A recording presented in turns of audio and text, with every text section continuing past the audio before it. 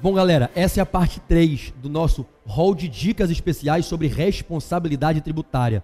Por favor, só assista essa parte 3 depois de assistir as partes 1 e 2. Volta lá, sem preguiça. Vai lá, bota um stop aí e volta para 1 e para 2. Agora sim, estamos juntos? Parte 3, viu a 1 e a 2? Vamos lá, quero falar com você agora do artigo 133 do CTN. O artigo que cuida da operação de venda de fundo de comércio. O famoso trespasse, a alienação do fundo de comércio. Meus irmãos, prestem bem atenção. Quando alguém vende um fundo de comércio, entenda, fundo de comércio, não estou falando de um imóvel, estou falando da linguagem do povo, vendeu a empresa, passou a empresa para frente. Claro que empresa é objeto, é atividade.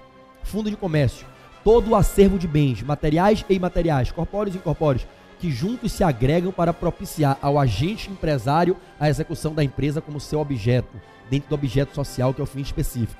O fundo de comércio, desde a marca, a patente, a clientela, o know-how, os contratos de trabalho, o aviamento, as pertenças, eventualmente até um bem imóvel.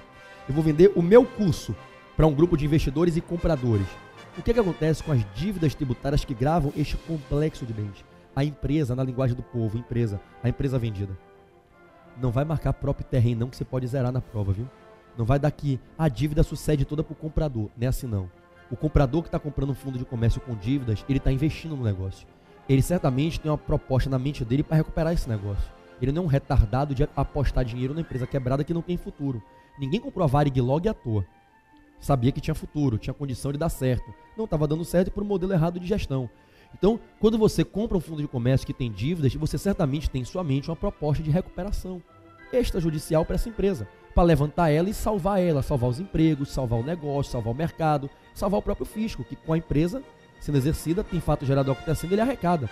Então você não pode de cara dar uma porrada no adquirente e sair tributando ele.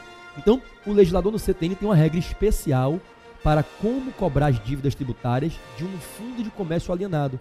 E como regra, você tem que entender que não se vai de cara dar uma pancada no adquirente. A gente tem 3 situações possíveis, preste atenção.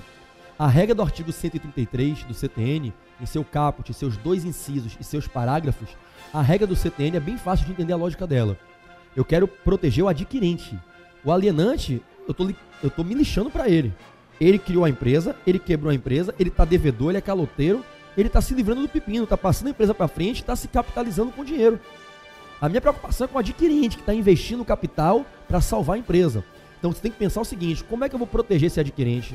Porque aqui eu estou balizando a importância de 2 coisas. A importância do crédito tributário, mas a função social da empresa. Bom, 3 situações são possíveis. Uma delas é o adquirente ficar protegido com a responsabilidade subsidiária. Você vai dizer, o adquirente só responde subsidiariamente. Isso quer dizer o quê? Ufa para o adquirente. Ele comprou um fundo de comércio, mas ele não responde de primeira. A responsabilidade preferencial ficou mantida com o vendedor. Venderam um fundo de comércio com dívidas e continuam responsáveis pelas dívidas. Quem vendeu não está exonerado.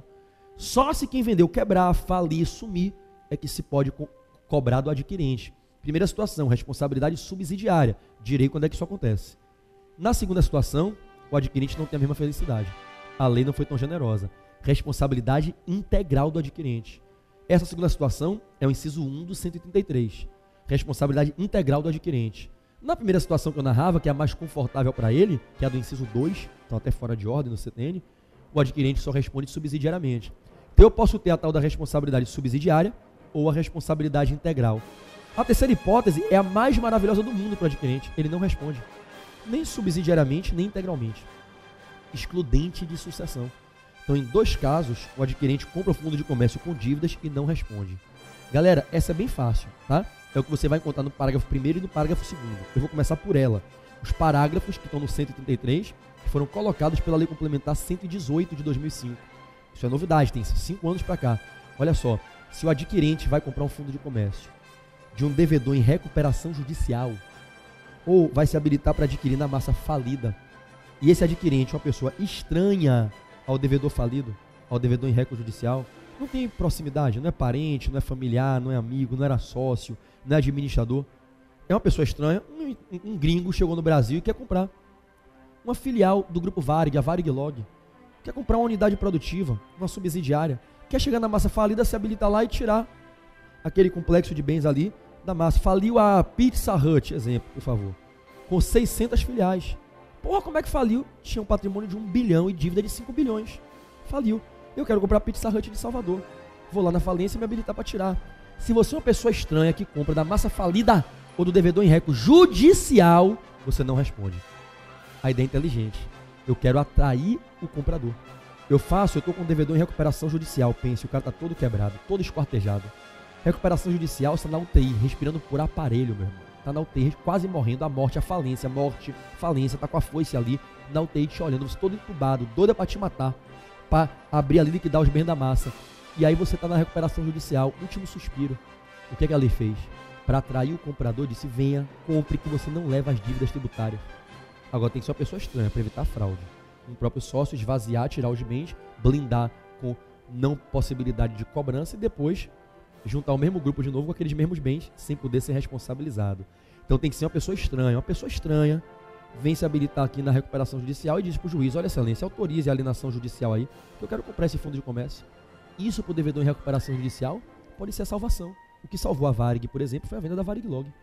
Porque eu alimento com dinheiro o plano de recuperação, eu gero dinheiro, eu compro uma filial, eu compro uma subsidiária, e eu oxigeno. Com esse dinheiro eu posso pagar o atrasado dos funcionários, dos empregados, que está com alguns fornecedores, e oxigenar a empresa. Então, resultado, na venda do fundo de comércio, pelo devedor em recuperação judicial, para uma pessoa estranha, não tem sucessão para esse adquirente. As dívidas dessa subsidiária, dessa filial vendida, ficam com o grupo vendedor. E aqui o fisco vai ter que cobrar aqui dentro, do devedor em recuperação judicial. O adquirente não leva essa responsabilidade. Então, essa é a primeira situação em que não tem responsabilidade. O gabarito vai dar, o adquirente não responde. A segunda, idêntica a essa, só muda o habitat, é na falência. Na falência, amigo, para acabar com a falência, que é uma lamúria jurídica, para acabar com a falência, eu tenho que liquidar os bens da massa. E para liquidar os bens da massa, para arrecadar dinheiro, para pagar os credores, eu tenho que ter o comprador. Para atrair o comprador, para ter rapidez e gerar dinheiro para pagar dívidas do devedor e as dívidas da massa, né, aos credores, eu preciso ter a atração. E qual é a atração? Pode vir aqui comprar na falência que você não leva as dívidas tributárias.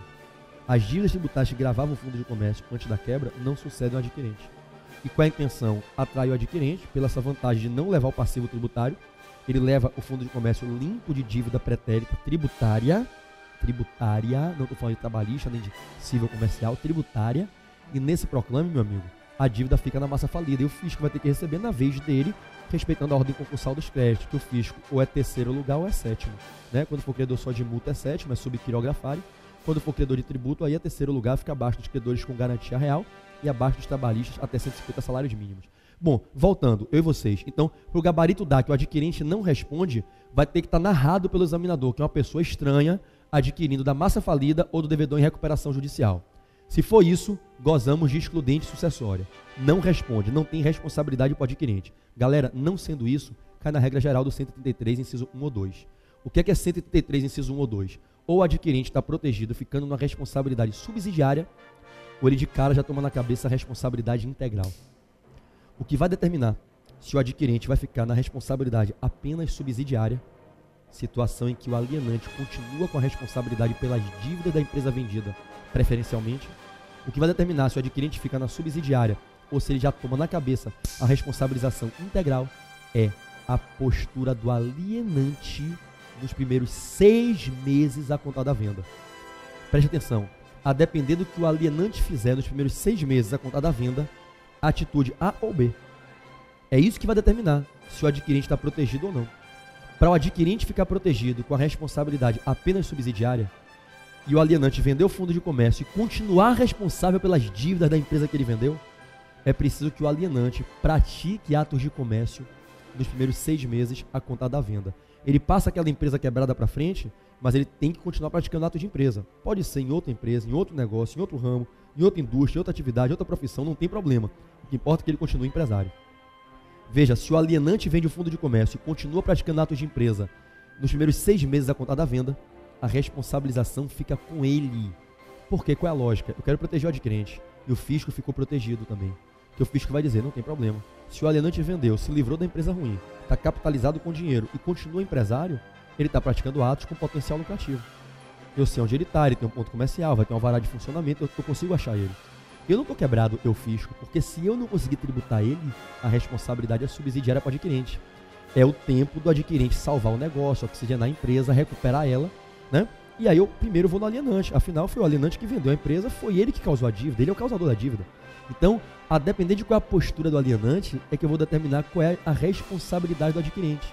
E se o alienante praticar atos de comércio nos primeiros 6 meses após a venda, a responsabilidade do adquirente é apenas subsidiária. Agora, se o alienante não praticar atos de empresa, se o alienante vende o fundo de comércio e some do mundo jurídico, fica pelo menos 6 meses parado, aí o fisco não tem a mesma tranquilidade.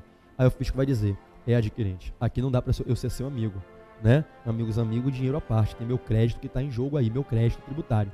Então, se o alienante vender o fundo de comércio e cessar as atividades empresárias por pelo menos 6 meses, irmão, a responsabilidade é integral do adquirente.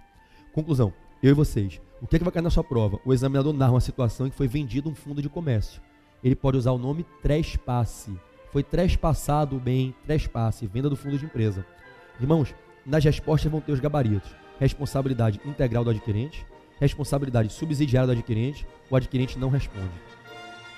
Para dar integral, o examinador tem que contar a história, tem que estar escrito que foi feita pelo alienante à venda e o alienante cessou suas atividades por no mínimo 6 meses. Se ele voltar a ser empresário daqui a 8, 10, 12 meses, dane-se, ele ficou mais do que 6 meses parado. Responsabilidade integral do adquirente. Se vier a resposta que o alienante, se vier no enunciado da questão, que o alienante vendeu o fundo de comércio, mas continuou como empresário, ainda que em outro ramo, sem problema, nos primeiros 6 meses voltou a praticar ato de empresa, responsabilidade preferencial dele, alienante, e só subsidiária do adquirente.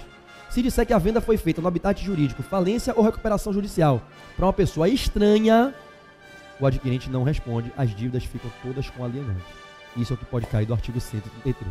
Meus amigos, continuamos juntos. Estou aqui torcendo por você, continuo estando firme. Superman do AB e você. Fazemos uma dupla campeã, né? Estou torcendo por você.